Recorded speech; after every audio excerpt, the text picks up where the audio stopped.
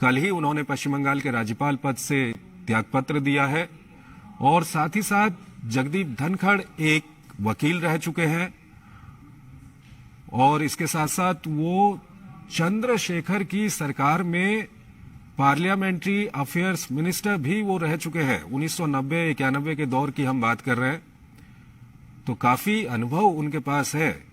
राज्यपाल का उनके पास अनुभव है, उनके पास केंद्र में मंत्री पद का अनुभव है। केंद्र में खासकर अगर हम मंत्री पद की बात करें तो पार्लियामेंट्री अफेयर्स मिनिस्टर वो रह चुके हैं और अगर वो उपराष्ट्रपति बन जाते हैं तो उनको राज्यसभा के संचालन की जिम्मेदारी भी उनकी होगी। राज्यसभा के सभापति भी वो बनेंगे, तो उनका ये अनुभव वहां पर भी काम आएगा। इस वक्त आप देख रहे हैं नामांकन पत्र रिटर्निंग ऑफिसर लोकसभा के सचिव को सौंप दिया गया है। ये सीधे दृश्य इस वक्त हम आपको दिखा रहे हैं संसद भवन से, जहां पर प्रधानमंत्री नरेंद्र मोदी, गृह मंत्री अमित शाह, रक्षा मंत्री राजनाथ सिंह, बीजेपी अध्यक्ष जेपी नड्डा और उसके अलावा तमाम एनडीए के नेता, जिनमें अनुप्रिया पटेल भी दिखाई दे रही हैं, केंद्रीय मंत्री तोमर भी वहां पर मौजूद हैं और तमाम केंद्रीय मंत्री, तमाम एनडीए के नेता वहां पर मौजूद हैं और इस वक्त नामांकन दाखिल करने की प्रक्रिया चल रही है।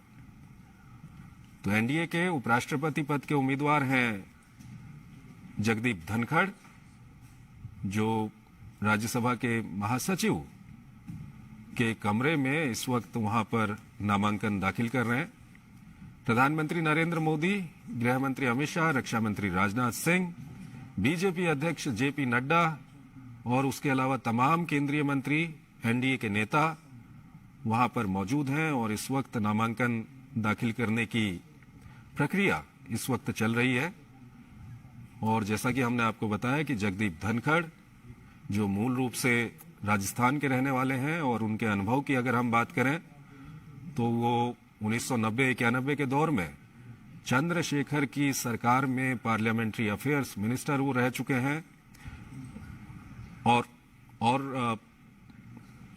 पश्चिम बंगाल के राज्यपाल के तौर पर उन्होंने कल ही इस्तीफा दिया है और साथ ही साथ वो राजस्थान असेंबली में विधायक भी रह चुके हैं। तो काफी एक लंबा अनुभव है उनके पास, प्रशासनिक अनुभव है, संसद का अनुभव है, विधानसभा का अनुभव है, एक राज्यपाल का अनुभव उनके पास है।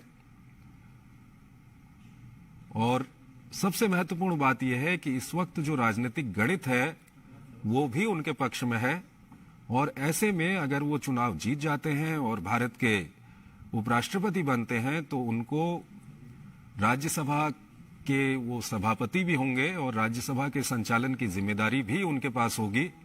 और उनका जो पुराना अनुभव है, चाहे वो संसद का अनुभव हो, राजस्थान विधानसभा का अनुभव हो या उसके अलावा 1990-91 के दौर में चंद्रशेखर की सरकार में वो पार्लियामेंट्री अफेयर्स मिनिस्टर रह चुके हैं, तो उसका अनुभव है, ये सारा अनुभव उनके काम आएगा। और इस वक्त ये सीधे दृश्य हम आपको दिखा रहे हैं संसद भवन से, जहां पर एनडीए के उपराष्ट्रपति पद के उम्मीदवार जगदीप धनखड़ इस वक्त नामांकन दाखिल करवा रहे हैं। प्रधानमंत्री नरेंद्र मोदी वहां पर मौजूद हैं, गृह मंत्री अमित शाह, रक्षा मंत्री राजनाथ सिंह, बीजेपी अध्यक्ष जेपी नड्डा और तमाम जो एनडीए के नेतागण और केंद्रीय मंत्री हैं वो वहां पर मौजूद हैं।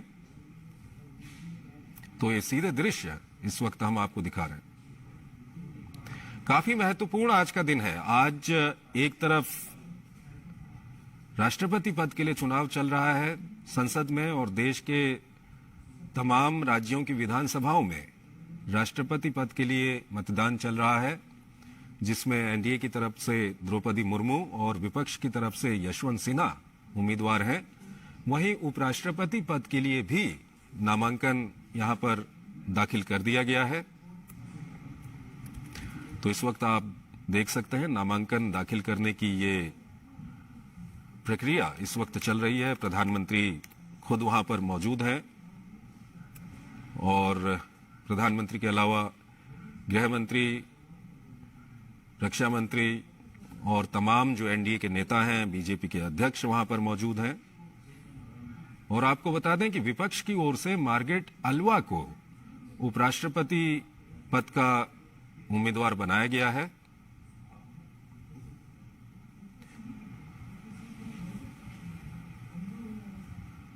तो लोकसभा के सचिव हैं उत्पल कुमार सिंह, उनके समक्ष ये नामांकन इस वक्त दाखिल किया जा रहा है। तमाम एनडीए के नेता वहां पर मौजूद हैं, खुद प्रधानमंत्री वहां पर मौजूद हैं, गृह मंत्री अमित शाह, रक्षा मंत्री राजनाथ सिंह, बीजेपी अध्यक्ष जेपी नड्डा, ये सभी लोग वहां पर मौजूद हैं। और आप देख सकते हैं कि उपराष्ट्रपति पद के जो उम्मीदवार हैं एनडीए के, जगदीप धनखड़, वो भी यहां पर मौजूद हैं।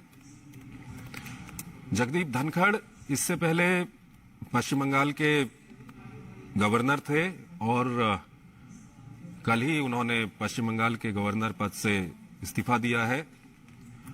और उनके पूर्व के राजनीतिक जीवन पर अगर हम नजर डालें तो संसद सदस्य रह चुके हैं, वो राजस्थान विधानसभा में सदस्य रह चुके हैं। साथ ही साथ 1990-91 के दौर में चंद्रशेखर के मंत्रिमंडल में वो पार्लियामेंट्री अफेयर्स मिनिस्टर रह चुके हैं। तो उनका ये तमाम जो अनुभव है, वो अनुभव अगर वो चुनाव जीत जाते हैं, जो संख्या बल है, जो गणित है, वो पूरी तरह से उनके पक्ष में है इस वक्त। और अगर वो चुनाव जीत जाते हैं और भारत के उपराष्ट्रपति बनते हैं तो राज्यसभा के संचालन की जिम्मेदारी भी उनके पास होगी। और उनका जो पिछला अनुभव है, चाहे वो एक विधायक के रूप में रहा हो या एक सांसद के रूप में रहा हो या संसदीय कार्य मंत्री के तौर पर उनका अनुभव रहा हो 90-91 के दौर में, जब चंद्रशेखर के मंत्रालय में वो चंद्रशेखर के मंत्रिमंडल में वो संसदीय कार्य मंत्री थे, तब का उनका अनुभव, ये सब अनुभव उनका है जो काफी उनके काम आने वाला है। इस वक्त आप देख रहे हैं नामांकन की प्रक्रिया वहां पर चल रही है। उत्पल कुमार सिंह लोकसभा के सेक्रेटरी जनरल हैं, उनके समक्ष ये नामांकन वहां पर दाखिल किया जा रहा है। और विपक्ष की ओर से मार्गरेट अल्वा को उपराष्ट्रपति पद का उम्मीदवार बनाया गया है। और जो अभी तक खबर मिल रही है उसके अनुसार मंगलवार को, यानी कि कल, वो अपना नामांकन दाखिल करेंगे। फिलहाल नामांकन दाखिल करने के बाद एक जो रिसीप्ट की पर्ची दी जाती है, वो पर्ची इस वक्त दे दी गई है। और आप देख सकते हैं प्रधानमंत्री का अभिवादन स्वीकार कर रहे हैं जगदीप धनखड़। तो एक महत्वपूर्ण पल है। और इलेक्टोरल कॉलेज की अगर हम बात करते हैं तो राष्ट्रपति चुनाव में संसद सदस्यों के अलावा राज्यों की जो विधानसभा के सदस्य होते हैं वो मतदान करते हैं। लेकिन अगर हम उपराष्ट्रपति चुनाव की बात करें तो इसमें सिर्फ संसद सदस्य इसमें मतदान करते हैं।